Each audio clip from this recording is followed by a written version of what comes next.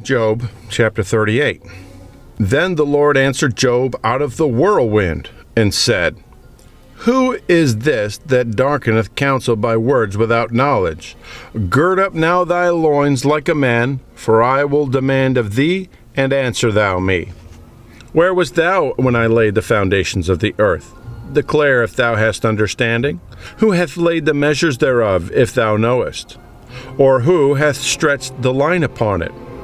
Whereupon are the foundations thereof fastened? Or who laid the cornerstone thereof? When the morning stars sang together, and all the sons of God shouted for joy? Or who shut up the sea with doors, when it brake forth, as if it had issued out of the womb?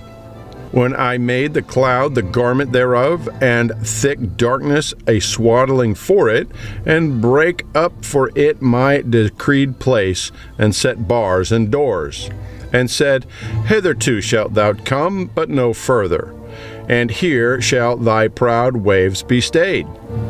Hast thou commanded the morning since thy days, and caused the day spring to know his place, that it might take hold of the ends of the earth, that the wicked might be shaken out of it? It is turned as clay to the seal, and they stand as a garment. And from the wicked their light is withholden, and the high arm shall be broken. Hast thou entered into the spring of the sea, or hast thou walked in the search of the depth? Have the gates of death been opened unto thee? Or hast thou seen the doors of the shadow of death? Hast thou perceived the breadth of the earth? Declare it if thou knowest it all. Where is the way where light dwelleth? And as for darkness, where is the place thereof? That thou shouldest take it to the bound thereof, and that thou shouldest know the paths to the house thereof? Knowest thou it because thou wast then born, or because the number of thy days is great? Hast thou entered into the treasures of the snow, or hast thou seen the treasures of the hail, which I have reserved against the time of trouble, against the day of battle and war? By what way is the light parted, which scattereth the east wind upon the earth?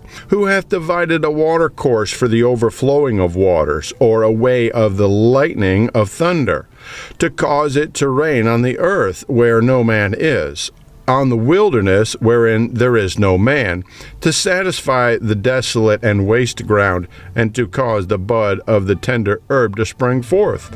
Hath the rain a father? Or who hath begotten the drops of dew? Out of whose womb came the ice, and the hoary frost of heaven? Who hath gendered it?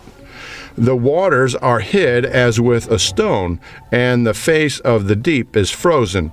Canst thou bind the sweet influence of Pleiades, or loose the bands of Orion? Canst thou bring forth Mazzaroth in his season, or canst thou guide Arcturus with his sons? Knowest thou the ordinances of heaven? Canst thou set a dominion thereof in the earth?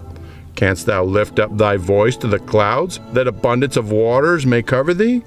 Canst thou send lightnings, that they may go, and say unto thee, Here we are? Who hath put wisdom in the inward parts, or who hath given understanding to the heart? Who can number the clouds in wisdom, or who can stay the bottles of heaven? When the dust goeth into hardness, and the clods cleave fast together, wilt thou hunt the prey for the lion, or fill the appetite of the young lions, when they crouch in their dens and abide in the covert to lie in wait? Who provideth for the ravens his food? When his young ones cry unto God, they wander for lack of meat. Job chapter 39. Knowest thou the time when the wild goats of the rock bring forth? Or canst thou mark when the hinds do calve? Canst thou number the months that they fulfill? Or knowest thou the time when they bring forth? They bow themselves, they bring forth their young ones, they cast out their sorrows. Their young ones are in good liking, they grow up with corn, they go forth, and return not unto them. Who hath sent out the wild ass free? Or who hath loosed the bands of the wild ass? Whose house I have made the wilderness, and the barren land his dwellings. He scorneth the multitude of the city, neither regardeth he the crying of the driver. The range of the mountains is his pasture. He searcheth after every green thing. Will the unicorn be willing to serve thee, or abide by thy crib?